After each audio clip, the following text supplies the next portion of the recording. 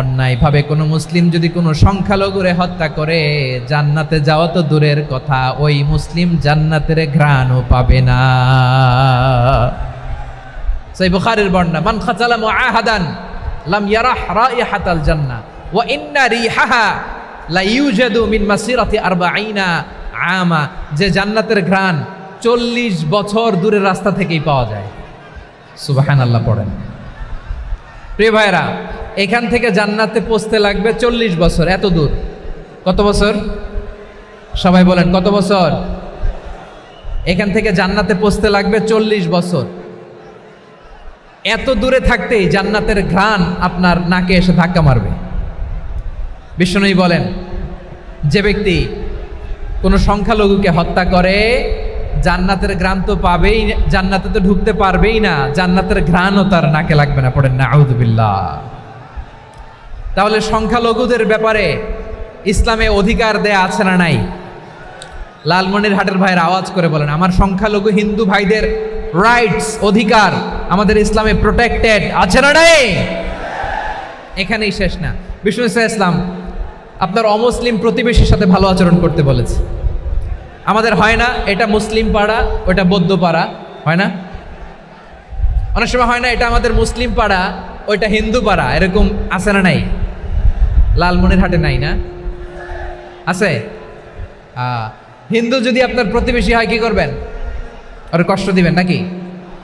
কেন? ও তো হিন্দু, ও তো আমার আল্লাহরে ডাকে না, ওরে কষ্ট দিলে জায়েজ হবে না? খবরদার। বিষ্ণু ইসলাম বলেন, মান কানা ইউমিনু বিল্লাহ ওয়াল ইয়াউমিল আখির ফালিউকরিম জারাহ। যে আল্লাহ বিশ্বাস করে আর আখিরাতে বিশ্বাস করে সেজন্য প্রতিবেশীর সাথে ভালো আচরণ করে। সুবহানাল্লাহ। কলিজা জুড়ায় যায় না আমার নবীর কথাগুলো শুনলে? যে আল্লাহ বিশ্বাস করে, যে আখিরাতে বিশ্বাস করে সেজন্য প্রতিবেশীর সাথে ভালো আচরণ করে। এখানে বলছে মুসলিম প্রতিবেশী বলছে, নামাজি প্রতিবেশী বলছে, আল্লাহওয়ালা প্রতিবেশী বলছে না। প্রতিবেশী আস্তিক হোক নাস্তিক হোক, প্রতিবেশী মুমিন হোক মুশরিক হোক, প্রতিবেশী হইলেই তার সাথে ভালো আচরণের দরকার আছে না নাই?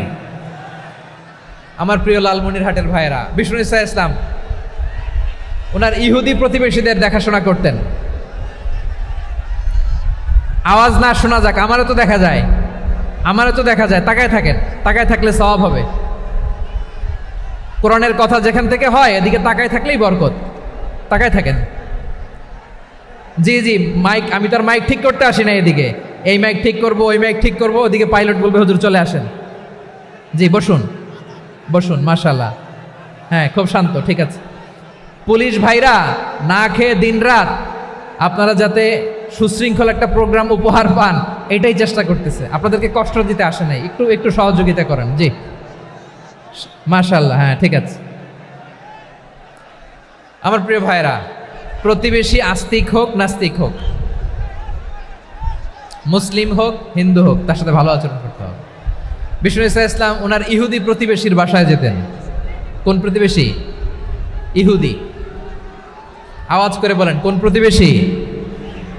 ইহুদি। এক ইহুদি কিশোর বিষ্ণু ইসলামের খেদমত করতে, ইহুদি ছেলে আমার নবীর খেদমত করতো। তারা ছিল নবীর প্রতিবেশী। তো অনেক দিন হয় ইহুদি ছেলেটা আসে না। বিষ্ণুনবী খোঁজ দিলেন, ঘটনা কি? একটা ইহুদি ছেলে না আমার খেদমতে আসতো, ছেলেটা কই? খোঁজ নিয়ে জানলেন ছেলেটা অসুস্থ।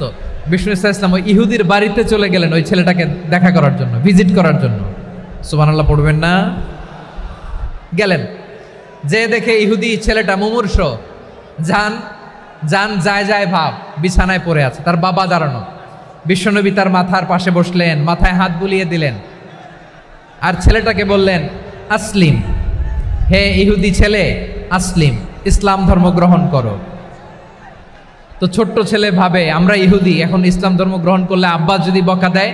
ফানাযারা ইলা ওয়াজহি আবি, ছেলেটা তার বাবার চেহারার দিকে তাকালো, দেখি আব্বা কি কয়। আব্বা যদি বলে তাইলে ইসলাম ধর্ম গ্রহণ করবে।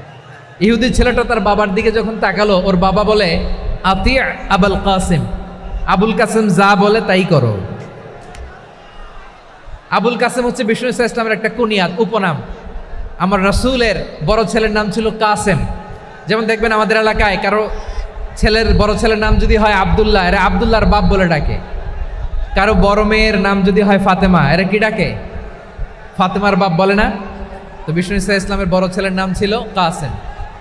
ইহুদি বাবা বলল আতি আবুল কাসেম, আবুল কাসেম যা বলে তাই শোনো, মানে মোহাম্মদ যা বলে তাই শোনো। এই কথা শুনে ছেলে সাহস পাইছে, ছেলে আবার পড়তে আরম্ভ করলো আশহাদু আল্লাহ ইলাহা ইল্লাল্লাহ ওয়া আশহাদু আন্না মুহাম্মাদার রাসূলুল্লাহ, পড়েন আল্লাহু আকবার।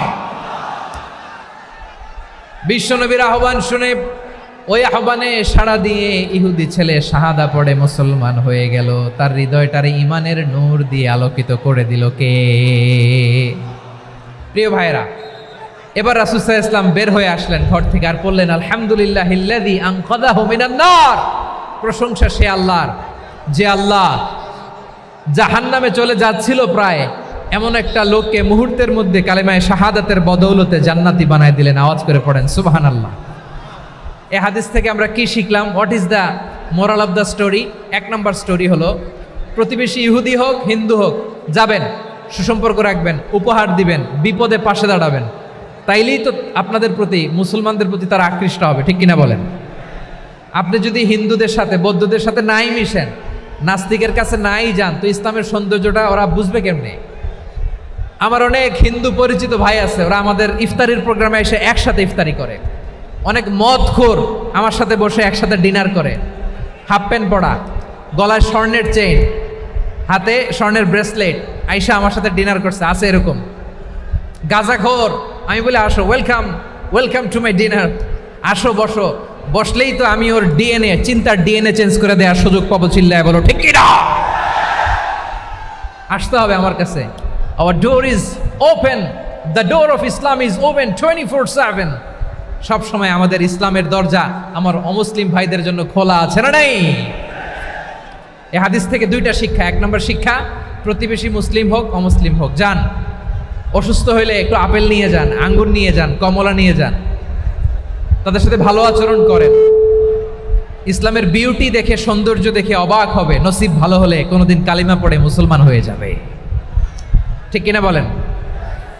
তাহলে অমুসলিমের সাথে ভালো সম্পর্ক। বিশ্বনবী ইহুদির বাড়িতে গেলেন, ইহুদির বাড়ি, আর আমার মুসলমান ভাই আমার কাফের বলে, এরকম আছে না নাই? হ্যাঁ, মুসলিমরা দেখতে পারে না, সহ্য করতে পারে। বিশ্বনবী সাল্লাল্লাহু আলাইহি ওয়াসাল্লাম ইহুদির বাড়িতে গেলেন, এটা একটা শিক্ষা। আরেকটা শিক্ষা হলো, ভাইরা ধাক্কা মারে এসে সামনে এসে কি লাভ? প্রোগ্রাম তো শেষ হচ্ছে, এখনই শেষ হচ্ছে। তো এই যে আমাদের বকশি ভাই ওয়াদা নিল, হাত তোলালো, মিম বলে এত কথা বলল, তো আমি জেলায় জেলায় যেয়ে খালি হাত নাড়াই তোমাদের জন্য নাকি? হ্যাঁ, হাত নাড়াই শুধু।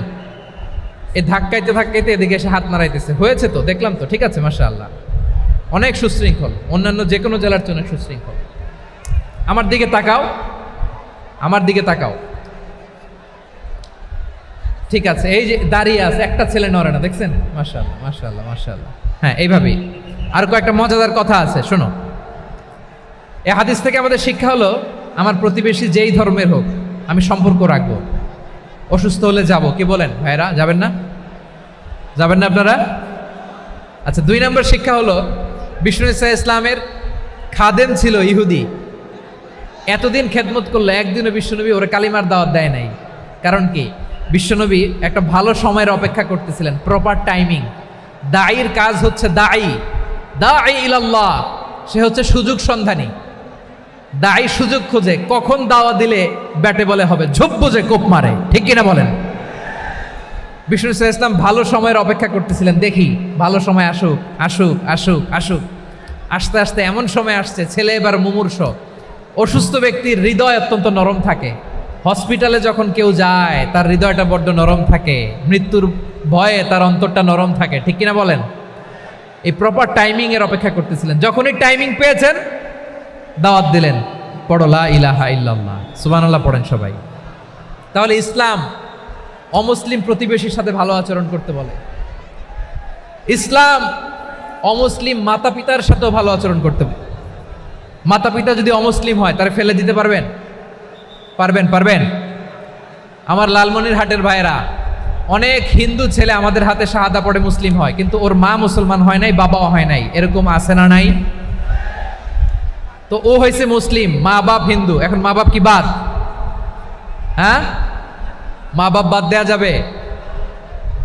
যেই মা আপনারে 9 মাস 8 মাস পেটে ধারণ করলো, আপনার মায়ের নার ছেঁড়া ধন, আপনি ওই মারে বাদ দিতে পারবেন? যেই মায়ের বুকের তাজা দুধ খেয়ে আপনি আজকে বাড়ন্ত তাজা তরতাজা, ওই মারে বাদ দেয়া যাবে? মায়ের এক ধারে দুধের দাম, কাটিয়া গায়ের চাম, পাপুষ বানাইলে ঋণের শোধ হবে না, এমন দরদি ভাবে কেউ হবে না আমার মাহা গো। মায়ের এক ধারে দুধের দাম, কাটিয়া গায়ের চাম, পাপুষ বানাইলে ঋণের শোধ হবে না, এমন দরদি ভাবে কেউ হবে না আমার মাহা গো। ঠিক কিনা? মাকে তো বাদ দেওয়া যায় না। وَقَضَى رَبُّكَ أَلَّا تَعْبُدُوا إِلَّا إِيَّاهُ وَبِالْوَالِدَيْنِ إِحْسَانًا। আল্লাহ বলে অবধারিত দুইটা ভার্ডিক্ট তোমাদের জন্য, এক আল্লাহর ইবাদত করবা আর মা বাবার প্রতি ইহসান করবা। আদেশটা কার? মা বাবার প্রতি ইহসান করতে হবে। আমার মা হিন্দু হোক ভালো আচরণ করতে হবে, বৌদ্ধ হোক ভালো আচরণ করতে হবে। আমার যে সমস্ত হিন্দু ভাইয়েরা মুসলিম হয়েছ, তোমাদের মা বাবা এখনো মুসলমান হয় নাই, তাদের সাথে ভালো আচরণ করতে হবে। আপনাদের খেদমত নিজে করতে হবে অথবা খেদমতের ব্যবস্থা করাই দিতে হবে। মান্থলি যে খরচ লাগে এটা দিতে হবে। আরে তুমি এখন মুসলিম, তোমার মা বাবা হিন্দু, এখনই তো সুযোগ ইসলামের সৌন্দর্য দেখানো। এখন মা বাবা যদি দেখে আরে এটা হিন্দু থাকতে তো বদমাইশ ছিল, বেয়াদব ছিল, কি এমন ধর্ম সে গ্রহণ করলো যেটা গ্রহণের সাথে সাথে সে পাল্টে গেল? কি এমন ধর্ম সে গ্রহণ করেছে যেটা তার জীবনকে আলোকিত করে দিয়েছে? নসিব ভালো হইলে তারাও কালিমা পড়ে মুসলমান হয়ে যাবে। বিষ্ণু ইসলামের স্ত্রীর নাম ছিল আয়েশা রাদিয়াল্লাহু তাআলা আনহা, আবু বকর রাদিয়াল্লাহু তাআলা আনহুর মেয়ে। আবু বকর রাদিয়াল্লাহু তাআলা আনহুর আরেক মেয়ের নাম হচ্ছে আসমা। কি নাম? দুজনই আবু বকর রাদিয়াল্লাহু তাআলা আনহুর মেয়ে, আসমা আর আয়েশা। নাম দুইটা কেমন লাগে? আসমা নামটা কেমন লাগে? আয়েশা নামটা কেমন লাগে? সবার ভালো লাগে নাই? নাম দুটো আপনাদের ভালো লাগে? লালমনিরহাটে অনাগত যদি কন্যা সন্তান হয়, যদি মনে চায় আসমা রেখে দিতে পারবেন, যদি মনে চায় আয়েশা রেখে দিয়েন। দেশে বিদেশে এয়ারপোর্টে রাস্তাঘাটে শুধু বলে হুজুর একটা নাম দেন, আমার ছেলের একটা নাম দেন, মেয়ের একটা নাম দেন। তো আমার মনে আছে যশোরের আদ্দিনের মাহফিলে আমি একটা দুইটা নাম দিয়েছিলাম। আজকে লালমনিরহাটের এই প্রোগ্রামে কন্যা সন্তান যদি হয় দুটা নাম দিলাম, আসমা কিংবা আয়েশা। ইনশাআল্লাহ পড়েন। দুজন বোন, এক মায়ের নাম, বাবা এক মা দুইজন। আয়েশা রাদিয়াল্লাহু তাআলা আনহার মায়ের নাম উম্মে রুমান, আর আসমা রাদিয়াল্লাহু তাআলা আনহার মায়ের নাম কুতাইলা বিনতে আব্দুল উজ্জা। আবু বকর রাদিয়াল্লাহু তাআলা আনহু 4টা বিয়ে করেছিলেন।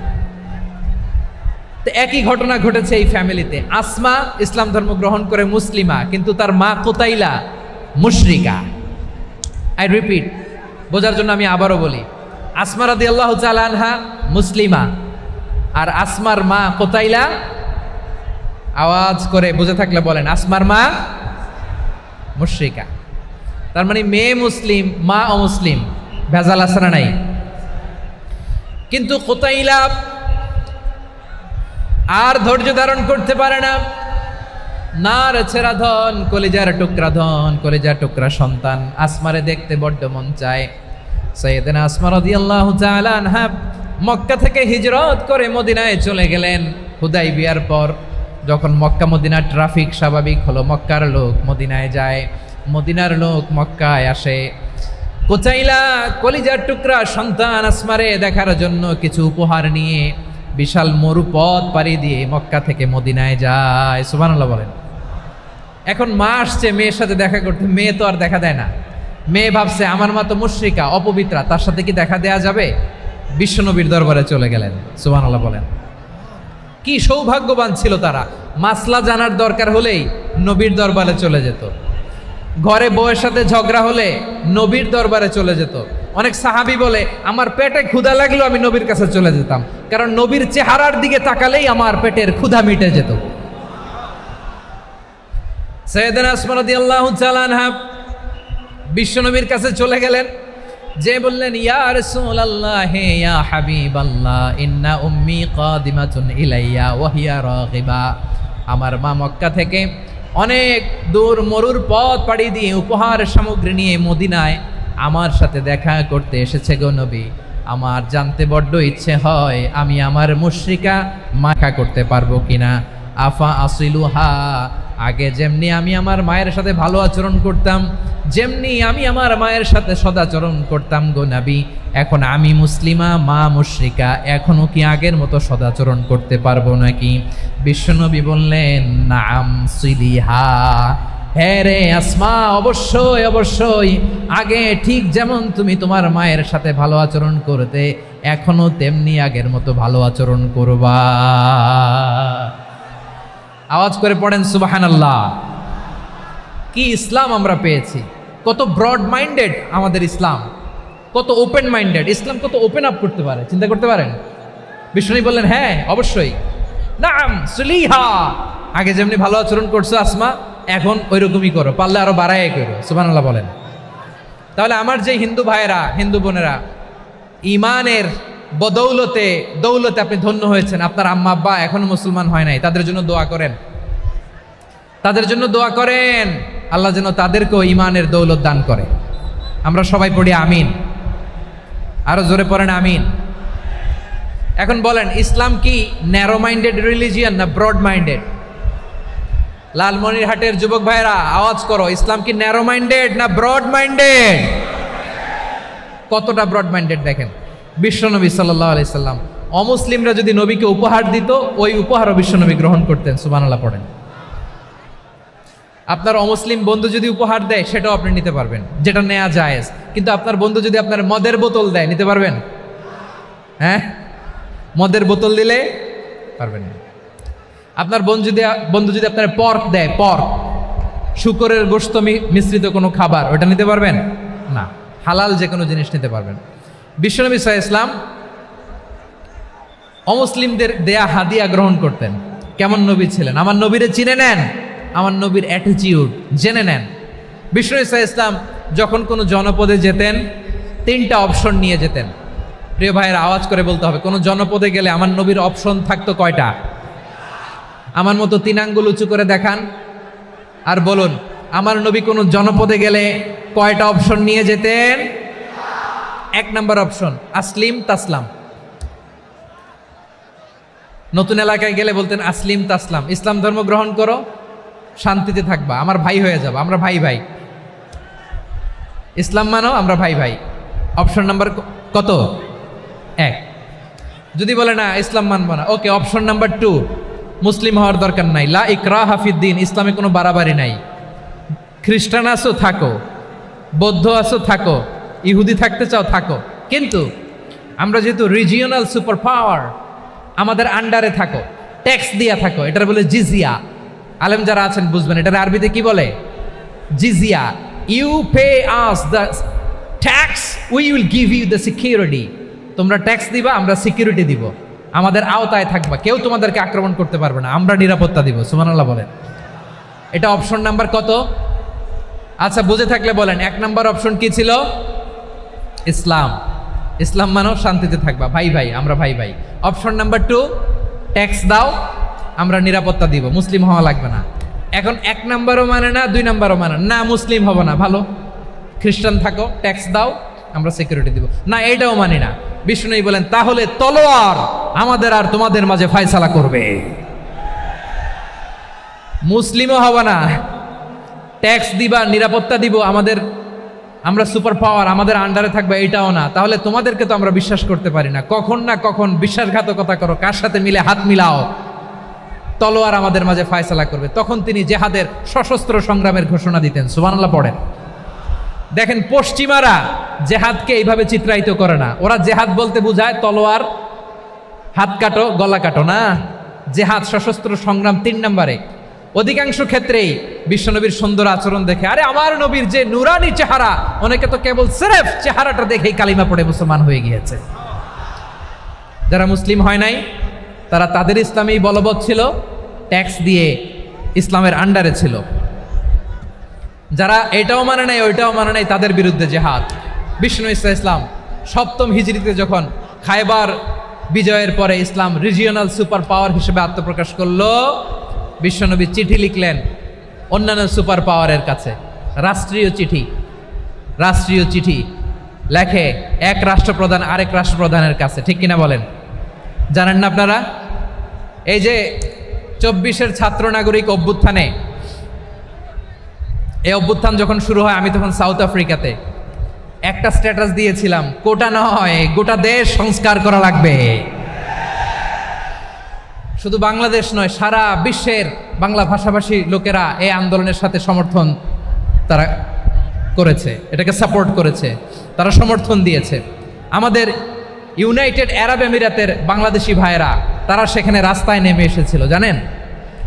ওইখানে ডেমনস্ট্রেশন করা যায় না, সেখানকার সরকার তাদেরকে যাবজ্জীবন দিয়েছিল। তখন আমাদের এই যে প্রধান উপদেষ্টা ডক্টর মোহাম্মদ ইউনূস সরাসরি G2G বলে, এটারে G2G, government to government, G2G, উনি চিঠি লিখলেন যে তাদেরকে, ইউর হাইনেস, হে সম্মানিত আমির, আপনি আমার এই চিঠির কারণে আমার সম্মানে এই 53 জন বাংলাদেশিকে মাফ করে দেন। এই চিঠির বদৌলতে বেকসুর খালাস পেয়ে গিয়েছিল আমাদের ভাইরা, জানেন না এই ঘটনা আপনারা? তাহলে গভর্নমেন্ট টু গভর্নমেন্ট চিঠি দেওয়া হয়। 7ম হিজরিতে বিষ্ণু ইসলাম সব সুপার পাওয়ারের কাছে চিঠি দিলেন, রোমান সম্রাটের কাছে, পারস্য অধিপতির কাছে, মিশরের অধিপতির কাছে, সবার কাছে চিঠি লিখলেন। চিঠির ভাষা ছিল এরকম, মিন মুহাম্মাদিন রাসূলিল্লাহ ইলা মুকাউকিস আযীমিল কিবত, মুহাম্মদ রাসূলুল্লাহর পক্ষ থেকে মিশরের বাদশার কাছে, আসলিম তাসলাম, ইসলাম মানো শান্তিতে থাকবা, সালামুন আলা মান ইত্তাবা আল হুদা, শান্তি তার জন্য যে হেদায়েতের অনুসরণ করে। সুবহানাল্লাহ পড়েন। তো এই চিঠি অনেকে ভালোভাবে রিসিভ করেছে, অনেকে এই চিঠি পাওয়ার পরে নবীর কাছে আবার ইন রিটার্ন উপহার পাঠিয়েছে। কি পাঠিয়েছে? উপহার। মিশরের বাদশাহ মুকাউকিস তিনি বিশ্বনবীকে বিশাল এক উপহারের ডালি পাঠিয়েছেন। মিশরের বাদশাহ মুকাউকিস ছিলেন ধর্মে খ্রিস্টান। লালমনিরহাটের ভাইয়েরা আওয়াজ করে বলেন, মিশরের বাদশাহ ধর্মে কি ছিল? খ্রিস্টান। কি উপহার দিয়েছিল আমার নবীকে? শুনতে মনে চায়? আওয়াজ নাই লালমনিরহাটের গলায়, শুনতে মনে চায়? 1000 স্বর্ণমুদ্রা, 1000 স্বর্ণমুদ্রা। 2টা খ্রিস্টান দাসী, একজনের নাম মারিয়া বিনতে শামউন আল কিবতিয়া, আরেকজনের নাম সিরিন বিনতে শামউন আল কিবতিয়া।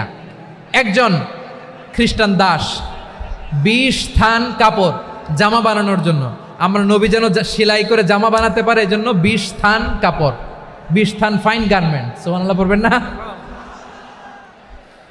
এরপরে একটা গাধা যেটার নাম ছিল উফাইর, আর একটা খচ্চর, এটার নাম ছিল দুলদুল। খচ্চর চিনেন? গাধা আর ঘোড়ার ক্রসিংয়ে যে প্রাণীটা দুনিয়াতে আসে ওটার খচ্চর বলে। তো এই যে সুপার পাওয়ার খ্রিস্টান বাদশার কাছে নবী চিঠি লিখলেন, ওই খ্রিস্টান বাদশাহ আমার নবীকে উপহার দিল। বিশ্বনবী এই উপহারগুলো সানন্দে গ্রহণ করেছে। সুবহানাল্লাহ পড়বেন না? তাহলে অমুসলিম কেউ যদি আপনাকে উপহার দেয়, হালাল উপহার হলে আপনি গ্রহণ করতে পারবেন। অনুরূপভাবে পারস্যের বাদশাহ, রোম সম্রাট বিশ্বনবীকে উপহার পাঠিয়েছেন, আমার নবী সবগুলো উপহার গিফট গ্রহণ করেছেন। সুবহানাল্লাহ বলেন। তাহলে প্রিয় লালমনিরহাট আওয়াজ করে বলুন, ইসলাম কি ন্যারো মাইন্ডেড রিলিজিয়ন না ব্রড মাইন্ডেড? আম্মাজান আয়েশার কাছে মাসালা জানতে চায় মেয়েরা, হে আম্মাজান, অগ্নি উপাসকেরা তাদের ঈদের দিন নওরোজের সময় আমাদেরকে পাখি দেয়, নেওয়া যাবে? উনি বললেন, ওরা জবাই করে দিলে নেওয়া যাবে না, কিন্তু ওরা যদি ফলমূল এরকম খাবার দেয় এগুলো নেওয়া যাবে।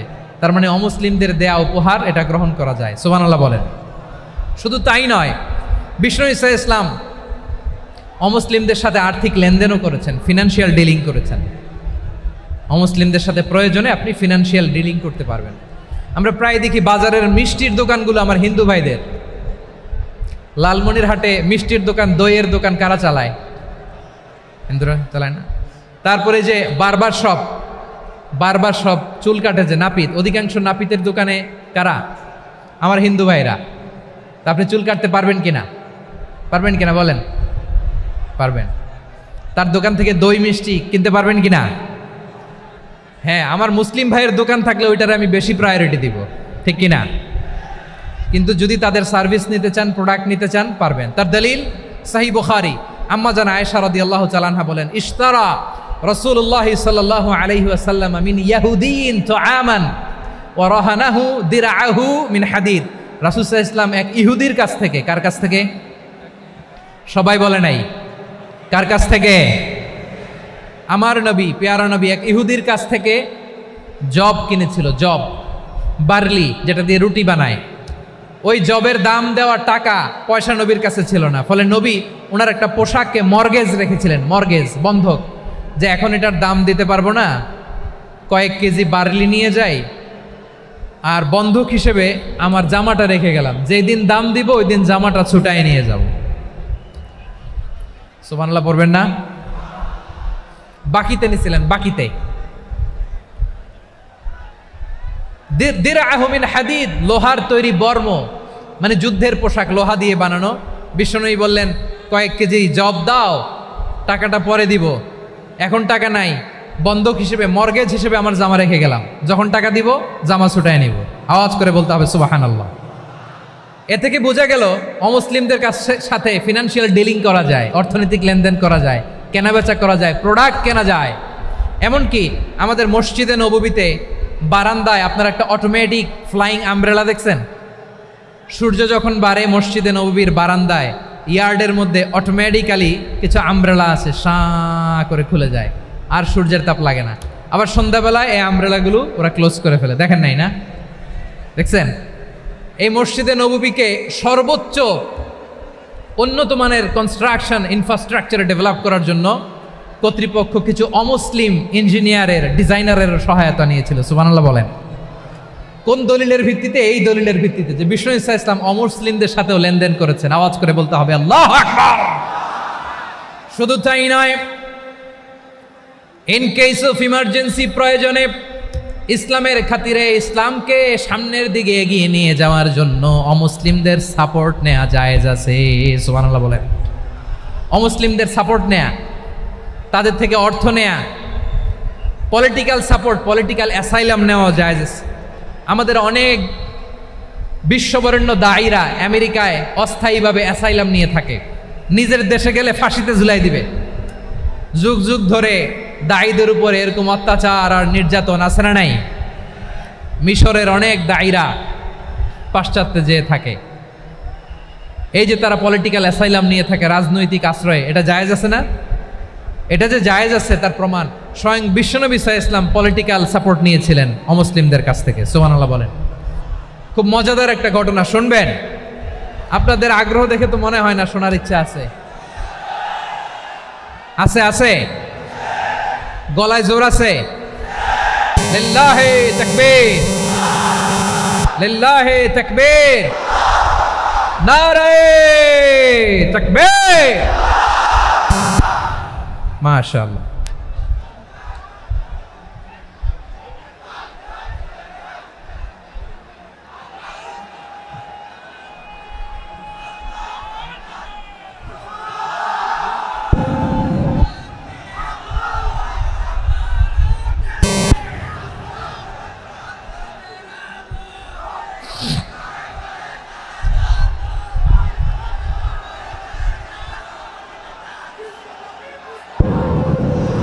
মাশাআল্লাহ, মাশাআল্লাহ।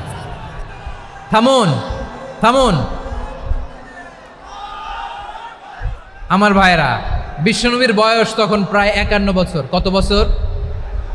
বিশ্বনবীর সবচেয়ে কাছের মানুষ খাদিজা রাদিয়াল্লাহু তাআলা আনহা ইন্তেকাল করেছেন। বিশ্বনবী বড্ড কষ্ট পেলেন, হৃদয়টা ভেঙে খান খান। যিনি ঘরের ভেতরে বিশ্বনবীকে সান্ত্বনা দিতেন, ভালোবাসা দিতেন, বাইরে গেলে কুরাইশরা বকাঝকা করে, অত্যাচার করে, কিন্তু আম্মাজান খাদিজা রাদিয়াল্লাহু তাআলা আনহা ঘরটারে এমন শান্তির নীর বানায় রেখেছেন, এই ঘরের ভিতরে ঢুকলে বিশ্বনবীর কলিজাটা ঠান্ডা হয়ে যেত। এজন্য রব্বুল আলামিন বলেন, খাদিজা ও আমার বান্দি খাদিজা, জান্নাতে এমন স্পেশাল একটা ঘর আমি তোমার জন্য রেডি করে রেখেছি। ওই ঘরের মধ্যে কোনো আওয়াজ নাই, ওই ঘরের মধ্যে কোনো নয়েজ নাই, ওই ঘরে কোনো বিশৃঙ্খলা নাই। কারণ মক্কার জমিনে আমার নবী কুরাইশদের বিশৃঙ্খলা, নয়েজ আর ঝামেলাগুলোকে উপেক্ষা করে যখন তোমার ঘরের ভিতরে ঢুকতো, ঘরটারে তুমি শান্তির নীর, ঠান্ডা, নীরব, নিস্তব্ধ, নিঝুম আর শান্তির নীর বানিয়ে রেখেছ। এজন্য জান্নাতে স্পেশাল একটা শান্তির নীর আমি তোমারে উপহার দেব।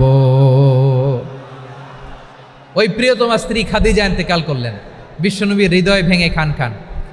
আবার ওনার চাচা আবু তালেব ইন্তেকাল করলেন, যিনি পলিটিক্যাল শেল্টার দিতেন নবীকে। কে দিতেন? আবু তালেবের ভয়ে, বিশ্বনবীর এই চাচার ভয়ে কোনো মুশরিক নবীর গায়ে হাত দেওয়ার সাহস পায় নাই।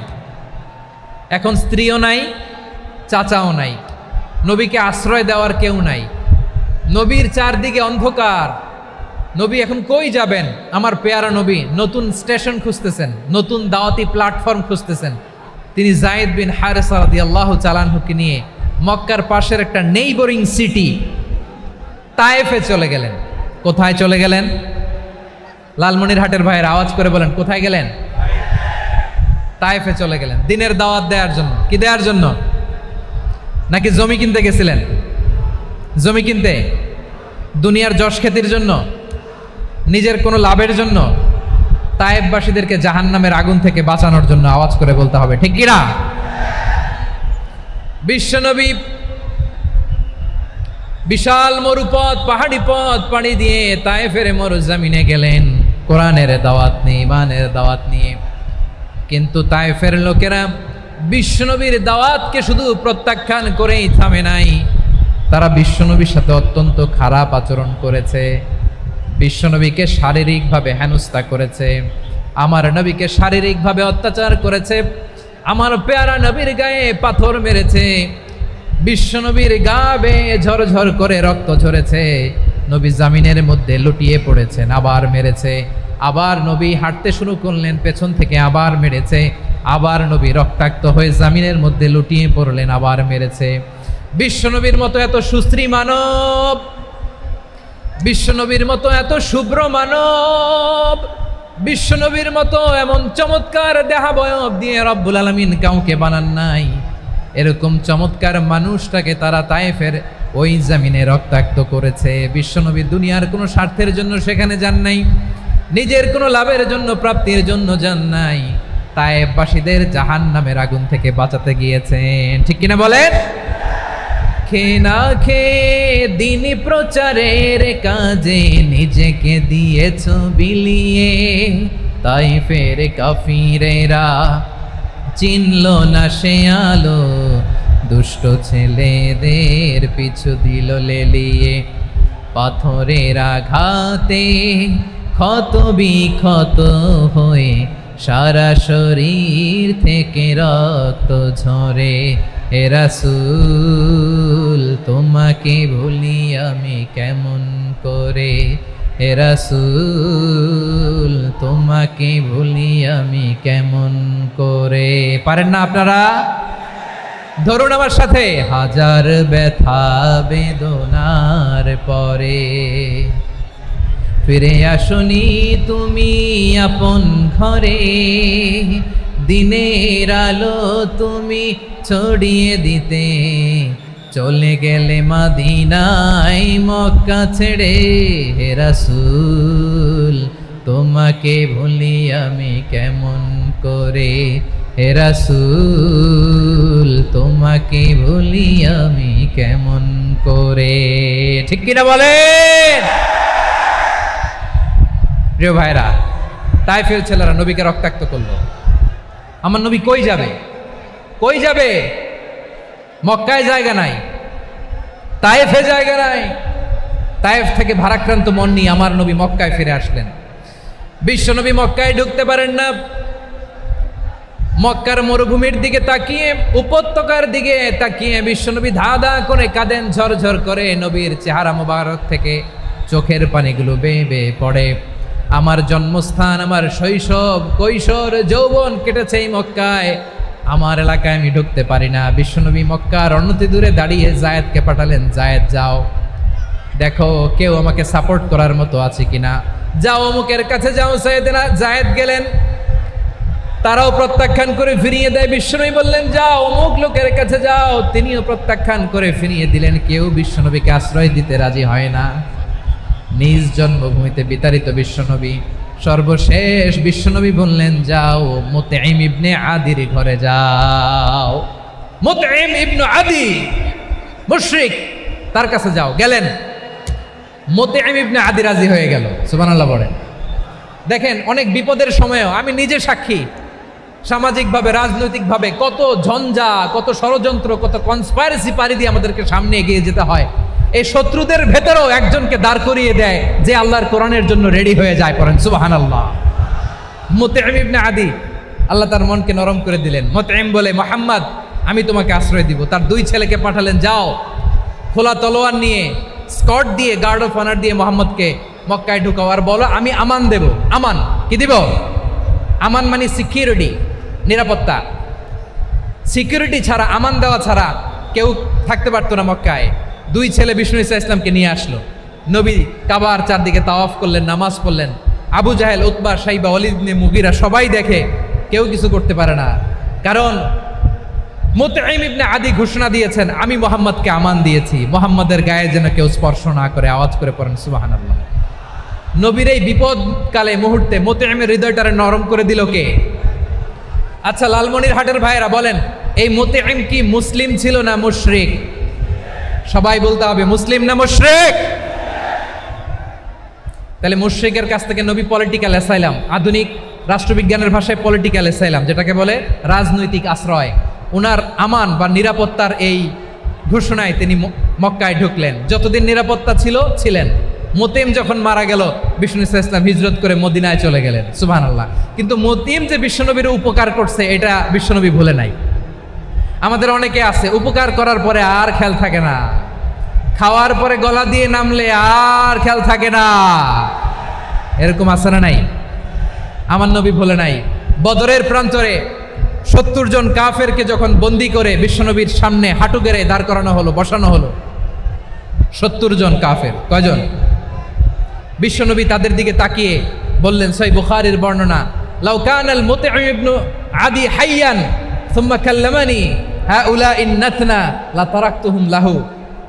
বদরের প্রান্তরে 70 জন বন্দি কাফিরের দিকে তাকিয়ে আমার নবী বললেন, আজকে মুতঈম ইবনে আদি যদি বেঁচে থাকতো আর তোমাদের 70 জনের ব্যাপারে যদি মুতঈম এক বাক্যে একটা সুপারিশ করতো, তার সম্মানে আজকে তোদের সবাইরে আমি মাফ করে দিতাম। সুবহানাল্লাহ নাই? ওই যে চিল্লাচিল্লি যে কথা বোঝে নাই, কোন জিনিস মিস করছে ওরা নিজেরাও বোঝে নাই। বিশ্বনবী মুতঈমের এই সাহায্যের কথা বলে নাই। 70 জন মুশরিক হাঁটু গেড়ে বসা, নবী চাইলে এখনই এক্সিকিউশন অর্ডার দিতে পারে। তিনি বললেন, আজকে যদি মুতঈম বেঁচে থাকতো আর মুতঈম যদি তোদের জন্য সুপারিশ করতে, এই আবর্জনাগুলোর ব্যাপারে সুপারিশ করতে, আমি মুহূর্তেই তোদেরকে এমনি মাফ করে দিতাম। এবার বলেন, ইসলাম কি ন্যারো মাইন্ডেড না ব্রড মাইন্ডেড? শুধু তাই নয়, যাকে যে সম্মান দেয়ার আমার নবী দিতেন, হোক আস্তিক হোক নাস্তিক, হোক মুসলিম হোক অমুসলিম। বিষ্ণু ইসলাম যখন রোমান সম্রাটের কাছে চিঠি লিখেছেন, আমার প্রিয় লালমনিরহাটের ভাইরা, অল্প কয়েক মিনিট কয়েকটা জরুরি কথা বলবো। এদিকে তাকান, এদিকে তাকান। রোমান সম্রাটের কাছে বিশ্বনবী যখন চিঠি লিখলেন মিন মুহাম্মদ রাসূলিল্লাহ ইলা হিরাকলা আযীমির রোম। মুহাম্মদের পক্ষ থেকে হিরাক্লিয়াসের কাছে, যিনি হচ্ছেন আযীমির রোম। এটা নবী নিজ থেকে বানায় লিখছেন অতিরিক্ত সম্মান দিয়ে। কোন রাষ্ট্রপ্রধান যখন আসে তাদেরকে আমরা কি বলি জানেন? তার নামের শেষে HE এটা লিখতে হয়। H.E. মানে হিজ এক্সেলেন্সি। কি লেখে? হিজ এক্সেলেন্টি, অথবা ইউর হাইনেস, ইউর ম্যাজেস্টি। দেখেন বিশ্বনবী সাল্লাল্লাহু আলাইহি ওয়াসাল্লাম সব নবীদেরও নবী। তিনি একজন মুশরিক খ্রিস্টান সম্রাট, রোমান সম্রাটের কাছে চিঠি লিখতে যেয়ে লিখতেছে, ইলা হিরাকলা আযীমির রোম, হিরাক্লিয়াসের কাছে আমার চিঠি, যিনি রোমের আযীম, হিজ হাইনেস, মানে রোমের অনেক সম্মানিত এক বাহাদুর, আওয়াজ করে বলেন সুবহানাল্লাহ। তার মানে যাকে যে সম্মান দেয়ার এটা বিশ্বনবী দিতেন। এমনকি যেই ইহুদিরা ভালো ছিল এই ইহুদিদেরও প্রশংসা করেছেন বিশ্বনবী মুহাম্মদুর রাসূলুল্লাহ সাল্লাল্লাহু আলাইহি ওয়াসাল্লাম। এক ইহুদির প্রশংসা করেছেন বিশ্বনবী। ইহুদির কার? কার? আমি তো আমার ভাইয়ের প্রশংসা করি না, আমি তো এক আলেম আরেক আলেমরে স্পেস দেই না, আমি তো এক দায়ী আরেক দায়ীর সাথে বসতে চাই না।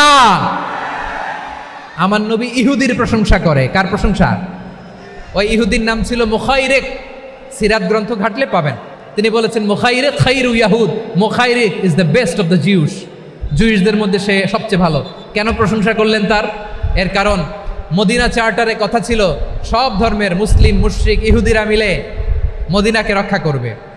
কিন্তু তৃতীয় হিজরিতে যখন উহুদের যুদ্ধ শুরু হলো, সবার কথা ছিল যেই আক্রমণ করে আমরা মদিনাকে বাঁচাবো। কোন শহরকে বাঁচাবো? মদিনাকে। কিন্তু কুরাইশরা যখন অ্যাটাক করলো, ইহুদিরা আর আসে না, ইহুদিরা আর বেরোয় না। বিষ্ণু বললেন, ওহে ইহুদিরা, তোমরা না চুক্তি করলে আমার সাথে যে মদিনা বাঁচাতে সবাই ঝাঁপিয়ে পড়বো, আসো। একটা ইহুদিও বেরোয় না, কেউ আসে নাই সেদিন, একজন ছাড়া। তার নাম মুখাইরেক। তার নাম কি? মুখাইরেক বাহাদুরের মতো ঘোড়সাওয়ার হয়ে বেরিয়ে গেলেন এবং বললেন, গোটা ইহুদি সাম্রাজ্যের একজনও যদি না আসে, আমি মুখাইরেককে কেউ ঘরে আটকে রাখতে পারবে না। বেরিয়ে আসলেন, এসে বললেন, আমি মুহাম্মদের পক্ষে যুদ্ধ করব। আমি মারা গেলে আমার সম্পদ আমার উত্তরাধিকারীরা পাবে না, আমার সম্পদ তোমরা মুহাম্মদকে দিয়ে দিবা। সুবহানাল্লাহ বলেন। উহুদের ময়দানে 70 জন মুসলমান শহীদ হলো। এই ইহুদি সেও মুসলমানের পক্ষে যুদ্ধ করে নিহত হলো। সুবহানাল্লাহ বলেন। মুসলিমদের লাশ যখন নিয়ে আসা হলো, এই মুখাইরিকের লাশও নিয়ে আসা হলো। মুসলিমদের লাশের পাশে মুখাইরিকের লাশ দেখে বিশ্বনবী মুখাইরিকের প্রতি অনেক খুশি হলেন। আর বিশ্বনবী খুশি হয়ে বললেন, মুখাইরিক খায়রু ইয়াহুদ। মুখাইরিক, যদিও তুমি ইহুদি, তারপরও তুমি সব ইহুদিদের মধ্যে সেরা ইহুদি। পড়েন সুবহানাল্লাহ। আমার নবী ইহুদিকেও সম্মান দিতে কার্পণ্য করে নাই। আওয়াজ করে বলেন আল্লাহু আকবার। প্রিয় ভাইরা, এবার সর্বশেষ আওয়াজ করে বলেন, ইসলাম কি ন্যারো মাইন্ডেড নাকি ব্রড মাইন্ডেড? সবাই বলেন, ন্যারো মাইন্ডেড না ব্রড মাইন্ডেড? এজন্য অমুসলিম হইলেই তারা আমাদের শত্রু নয়। শত্রু কারা? এই লালমনির হাটের ভাইয়েরা শোনেন, শত্রু কারা? যে সমস্ত অমুসলিম আমাদেরকে নিশ্চিহ্ন করে দিতে চায়, যে সমস্ত অমুসলিম আমাদের ভূখণ্ড থেকে আমাদেরকে তাড়িয়ে দিতে চায়, যে সমস্ত অমুসলিম আমার ধর্ম নিয়ে তুচ্ছতাচ্ছিল্য করে চিল্লায় বলেন ঠিক কিনা, তারা আমাদের শত্রু। সাধারণ অমুসলিমরা আমার শত্রু নয়। এই যে হিন্দুরা থাকে, এরা আমার ভাই, বৌদ্ধরা আমার ভাই, খ্রিস্টানরা আমার ভাই, ইহুদিরা আমার ভাই। তারা দিনই ভাই নয়, তারা মায়ের পেটের ভাই নয়, তারা মানবিক দিক থেকে ভাই। ও মানুষ, আমিও মানুষ। ইসলাম মানুষকে সম্মান করে, চিল্লায় বলো ঠিক কিনা। যারা আমাদের অস্তিত্বকে নিশ্চিহ্ন করতে চায়, যারা আমাদের ভূখণ্ডকে দখল করতে চায়, যারা আমাদেরকে নিয়ে মকারি করে, ফান করে, টিটকারি করে, আমার ধর্ম নিয়ে খেলা করে, তাচ্ছিল্য করে, ওদের বিরুদ্ধে আমাদের জিহাদ। সাধারণ মুসলিম আমাদের শত্রু নয়। আপনি জানেন নিউ ইয়র্কে, আমি তো নিউ ইয়র্কে ছিলাম অনেকদিন, ওখানে ফিলিস্তিনিদের পক্ষে যখন আমরা মিছিল করেছি, অনেক ইহুদি আমাদের সাথে মিছিলে দাঁড়িয়েছে।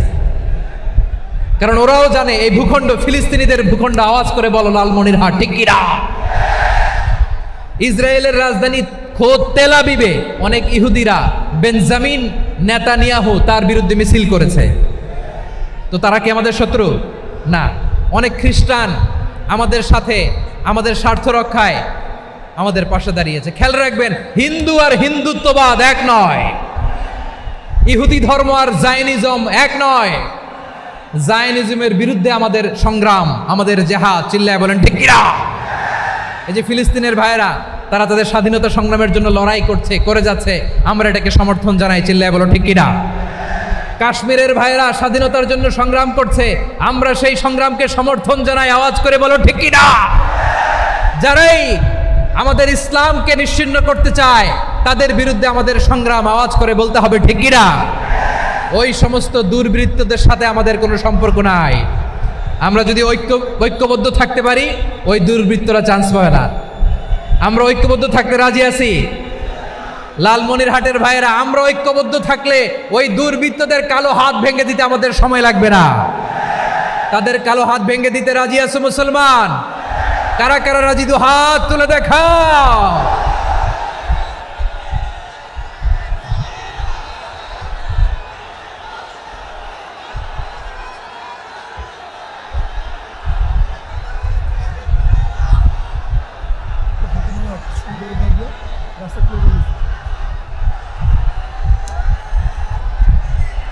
আমার প্রাণপ্রিয় লালমনিরহাটের ভাইয়েরা, শত্রু কাফের আর অশত্রু কাফেরের মধ্যে পার্থক্য আছে না নাই?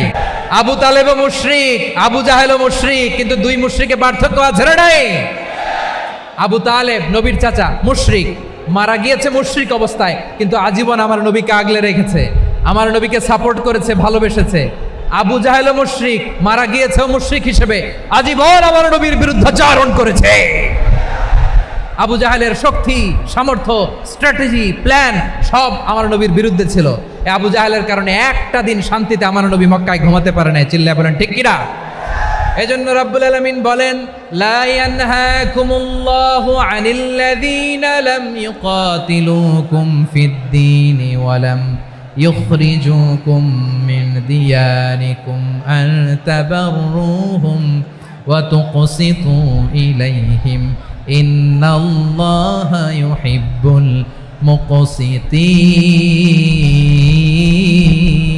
মুকসিতিন। আল্লাহ বলে, গোলামেরা শোনো শোনো, যে সমস্ত অমুসলিম তোমাদের সাথে ধর্মযুদ্ধে লিপ্ত হয় না, তোমাদের বিরুদ্ধে যে সমস্ত অমুসলিম অস্ত্র ধরে না, যে সমস্ত অমুসলিম তোমাদেরকে তোমাদের জন্মস্থান থেকে, ভূখণ্ড থেকে তাড়িয়ে দেয় না, তাদের সাথে ভালো আচরণ করতে আমি আল্লাহ নিষেধ করি নাই। তাদের সাথে সদাচরণে কোনো নিষেধাজ্ঞা নাই, বরং তাদের সাথে সদাচরণ করো, এটাই আমি আল্লাহ চাই। তাহলে আমার যে অমুসলিমরা আমাদের সাথে শত্রুতা করে না, তুচ্ছতাচ্ছিল্য করে না, আমাদের ভূমি থেকে আমাদেরকে উচ্ছেদ করতে চায় না, আমাদের বিরুদ্ধে অস্ত্র ধরে না, ওই অমুসলিম ভাইদের সাথে আমাদের কোনো দ্বন্দ্ব আছে? কোনো বিরোধ আছে? বরং আছে ভালোবাসা। বরং আছে কি? এই ভালোবাসা দিয়েই আমরা বিশ্ব জয় করব। রাজি আছো মুসলমান? আমাদের পুঁজি ভালোবাসা। আমাদের পুঁজি কি? এবার আওয়াজ করে বলেন আমার এই পুরো আলোচনা থেকে, the religious coexistence, peaceful coexistence, শান্তিপূর্ণ সহাবস্থান, কমিউনাল হারমোনি, এই সাম্প্রদায়িক সম্প্রীতি, এই আলোচনা থেকে কি বুঝলেন? ইসলাম কি ন্যারো মাইন্ডেড না ব্রড মাইন্ডেড? এই ব্রড মাইন্ডেড হৃদয় নিয়ে, ভালোবাসা দিয়ে আমরা বিশ্ব জয় করতে চাই। রাজি আছেন? আল্লাহ কবুল করুক। আমরা সবাই পড়ি আমিন। লালমনিরহাটের জেলা স্টেডিয়ামে আমার প্রিয় মায়েরা, বোনেরা, আপনাদের জন্য একটা হাদিস বলে শেষ করব। বিশ্বনবী বলেন, আমার মায়েরা খেয়াল করে শুনুন, বিশ্বনবী আপনাদের উদ্দেশ্য করে বলেন, আল মারআতু ইযা সাল্লাত খামসাহা ওয়া সামাত শাহরাহা হাফিজাত ফুরুজাহা আতাআত বা'লাহা ফালতাদখুল মিন আইয়ি আবওয়াবিল জান্নাতি শাআত। বিশ্বনবী বলেন, ও রমণীরা, ও নারীরা, যে সমস্ত নারী এই চারটা কাজ করবে, এই চারটা কাজের গ্যারান্টি দিবে, তাদেরকে জান্নাতের 8টা দরজার গ্যারান্টি দেয়া হবে। কি চারটা কাজ? 1 নাম্বার, আল মারআতু ইযা সাল্লাত খামসাহা, যে নারী 5 ওয়াক্ত নামাজ পড়ে। কি করে? জেলা স্টেডিয়ামে অবস্থানরত আমার নারীরা, বোনেরা, বিশ্বনবী আপনাদেরকে 4টা কাজের কথা বলেছেন, খুব বেশি না। 4টা করলে 8 জান্নাতের দরজা সব খোলা। কোনটা দিয়ে যাবেন? যেটা দিয়ে মনে চায়। 1 নাম্বার 5 ওয়াক্ত নামাজ। আমার বোনেরা জোহরের নামাজ পড়তে পড়তে এটা আসরে নিয়ে যায়, আসর পড়তে পড়তে এটা মাগরিবে নিয়ে যায়। এরকম আসরে নাই? লালমনিরহাটে হয়তো নাই। আমার বোনেরা এটা করবেন না। ইন্নাস সালাতা কানাত আলাল মুমিনিনা কিতাবাম মাওকুতা, সময় মতো পড়বেন। সামাত শাহরা, রমাদানের রোজাগুলো রাখবেন। হাফিজাত ফুরুজাহা, যে নারী তার চরিত্রকে হেফাজত করে, তার প্রাইভেট হেফাজত করে, তার লজ্জাস্থান হেফাজত করে। ও মায়েরা, আপনার এই গর্ভ যে কত দামি আপনি জানেন না। আপনার এই গর্ভ থেকে জন্মাবে আগামীর সালাহুদ্দিন আল আইয়ুবী। আপনার গর্ভ থেকেই জন্মাবে ইমাম আল মাহদি আল মুনতাজার। আপনার পেট থেকে জন্মাবে আবু সাইদের মতো বীর সৈনিক। আপনার পেট থেকে জন্মাবে মুগ্ধের মতো বীর মুজাহিদ। আপনি জানেন না কে আসবে আপনার পেট থেকে। সময়টাকে কাজে লাগান, ইসলামকে বোঝেন, মানেন, আমাদের ইসলামিক লেকচারগুলো শোনেন, আমরা যে বার্তাগুলো, ইনস্ট্রাকশনগুলো, দিক নির্দেশনাগুলো আপনাদের খেদমতে রাখি, এগুলো মেনে চলুন। আপনিই পারেন আপনার ঘরটাকে জান্নাতের টুকরা বানাতে। একটা family, it's a very big institution and you are the MD, the managing director of this institution. চিল্লায় বলেন ঠিক কিনা? চাইলেই পারেন ঘরটারে জান্নাতের টুকরা বানাতে।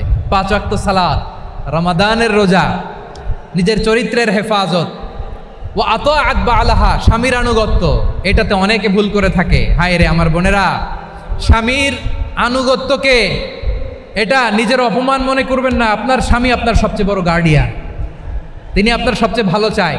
নারী কখনো গার্ডিয়ানশিপের বাইরে থাকতে পারে না। হয় আপনি বাবার গার্ডিয়ানশিপের ভেতরে, বাপ না থাকলে ভাই আপনার গার্ডিয়ান, ভাই না থাকলে চাচা গার্ডিয়ান, বিয়ের পরে আপনার স্বামী আপনার গার্ডিয়ান। শরিয়া সম্মত স্বামীর আদেশগুলো আপনি মেনে চলবেন, কিন্তু শরিয়া বিরুদ্ধ কোনো আদেশ মানতে আপনি বাধ্য নয়। আওয়াজ করে বলুন সবাই ঠিক কিনা? এই 4টা কাজ যদি কোনো নারী করে, বিষ্ণুই বলেন জান্নাতের 8টা দরজা খোলা, তোমার যেটা দিয়ে মনে চায় সেটা দিয়ে জান্নাতে তুমি এন্ট্রি নিতে পারবা। আমরা এখানে লালমনিরহাটের সোহরাওয়ার্দী ময়দানে আজকে যেমন একত্রিত হতে পারলাম, আল্লাহর জান্নাতেও যেন একত্রিত হতে পারে। আল্লাহ তুমি তৌফিক দান করো। আল্লাহ আমার এই কলিজার টুকরা যুবক ভাইদেরকে তুমি ওমরে ফারুকের মতো কবুল করো। জেলা স্টেডিয়ামে অবস্থানরত আমার মা বোনদেরকে তুমি ফাতেমার মতো, খাদিজার মতো কবুল করো। আমাদের কলিজার টুকরা সন্তানদেরকে তুমি সালাউদ্দিন আল আইয়ুবির মতো কবুল করো। এই যে ইসলামিক সোসাইটি লালমনিরহাটকে আল্লাহ তুমি কবুল করো। আল্লাহ যে কথাগুলো বললাম এগুলো প্রথমে আমাকে, আমার সব ভাইদেরকে আমল করার তৌফিক দান করো।